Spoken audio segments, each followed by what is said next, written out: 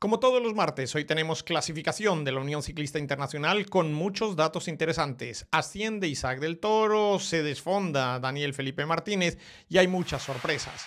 Top, y arrancamos estos 10 minutos de contrarreloj individual con el análisis de las noticias más importantes del mundo del ciclismo de ruta. Hoy, 12 de agosto.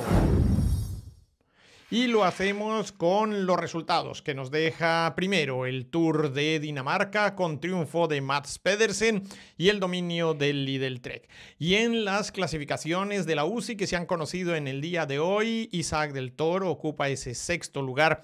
A día de hoy en esa clasificación se desploma hasta el puesto 314 Daniel Felipe Martínez y vamos a hacer un análisis de lo que ha significado para algunos equipos el hecho de estar en puestos verdaderamente privilegiados en esa clasificación que ha presentado este martes la Unión Ciclista Internacional.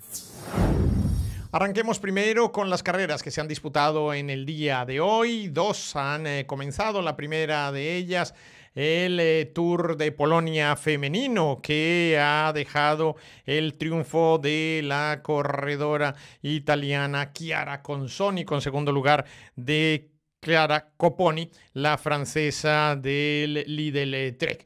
En esta carrera hay presencia latinoamericana en Romina Hinojosa, una corredora mexicana que pues está abriéndose paso también en esta categoría de las carreras en Europa. Esta es una 2.1 como el Tour de Polonia femenino. Y se ha abierto también en categoría 2.pro el Tour de Dinamarca, en la que en la primera etapa que se disputaba en una isla de este país del norte de Europa, con triunfo de Mads Pedersen en un sprint que prácticamente había dominado desde muy lejos con la ayuda de su compañero Matías Skelmose, y es que el Lidl Trek es el gran favorito y el que tiene prácticamente todas las papeletas para conseguir el triunfo que de alguna manera va a intentar dificultarle el equipo del 1X Mobility, que está también con Magnus Cort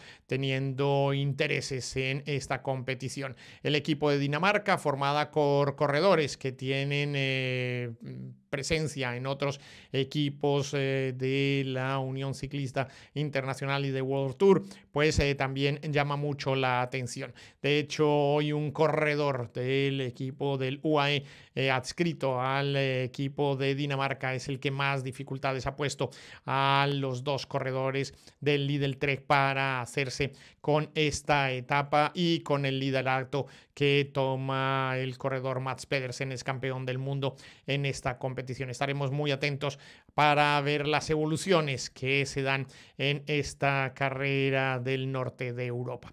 Entramos ahora a analizar a profundidad los datos que nos dejan los rankings que se han publicado hoy en la Unión Ciclista Internacional.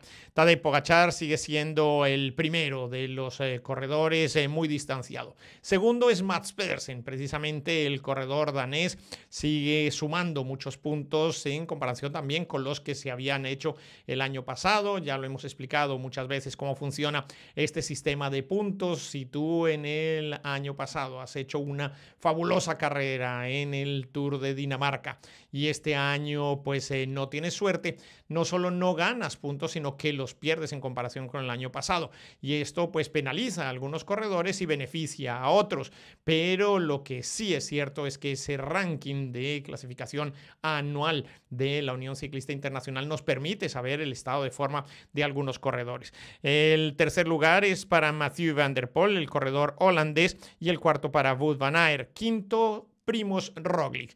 Y sexto tenemos al primer latinoamericano de la clasificación, que no es otro que Isaac del Toro, que ha subido un puesto en relación al de la semana pasada y que se consolida como el corredor latinoamericano que más puntos ha conseguido en este año calendario. Y este dato no es menor porque significa que las carreras que ha disputado en estos últimos 4 meses le han significado una cantidad de puntos muy importantes al corredor mexicano al servicio de los Emiratos Árabes. Más de 3.620 puntos en la clasificación de la Unión Ciclista Internacional. Para ver al siguiente corredor de esta zona del mundo, tenemos que ir hasta el puesto 17, donde encontramos a Richard Carapaz, y posteriormente hay que bajar ya unos cuantos puestos para encontrarse con Jonathan Narváez. Es llamativo el hecho de que Orluis Aular o Tomás Silva, corredores de Venezuela y Uruguay, han subido bastantes puntos en esa clasificación en las últimas semanas. Y el desplome de los corredores colombianos, salvando un poco a Egan Bernal, que mantiene el tipo después de su magnífica participación en la Vuelta a Burgos, pues el resto de los corredores se mantienen entre los 60, el puesto 60 y el puesto 120 de la clasificación, algunos mucho más abajo, como Daniel Felipe Martínez, que está en la posición 314. Y todo ello por lo que les comentábamos. El año pasado Daniel Felipe hizo unas clasificaciones muy importantes en muchas de las carreras en las que participó, y este año no ha tenido esa suerte, y no solo no ha sumado los puntos, sino que ha perdido en comparación con lo que había hecho el año pasado, y esto de alguna forma lo ha penalizado. Pero no todos son malas noticias. Hay noticias muy positivas que tienen que ver con los equipos colombianos, con las estructuras colombianas, ya que en la zona América el Team Medellín es el número 1 en esa demarcación geográfica.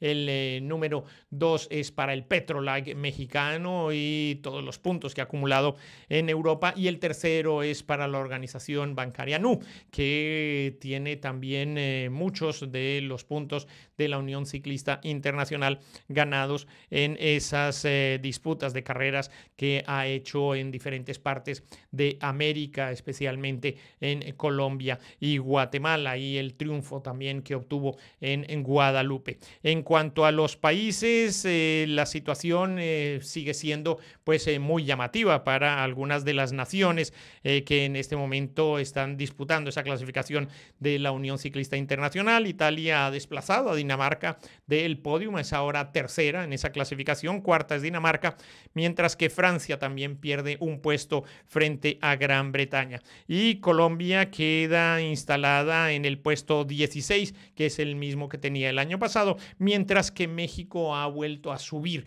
en esa clasificación y ya está en el top 20 de las naciones con mayor puntaje de la Unión Ciclista Internacional. Muchos de ellos debidos obviamente a Isaac del Toro, pero también a los que han conseguido otros corredores que disputan carreras, lo hemos mencionado, ciclistas del Monex, del Petrolike o del Canels, que han ayudado a subir en esa categoría. En el puesto 25 tenemos a Uruguay, en el 26 tenemos a Venezuela, así que digamos que estos son los países más llamativos de lo que se puede abordar dentro del ciclismo latinoamericano. Importantísimo ese puesto 14 que tiene Ecuador, y que gracias tanto a Jonathan Narváez como a Richard Carapaz, y por supuesto los aportes que hacen los primos Cepeda, Harold Martín López, todos ellos han estado ayudando a sumar también esa clasificación por países. Recordemos que esa suma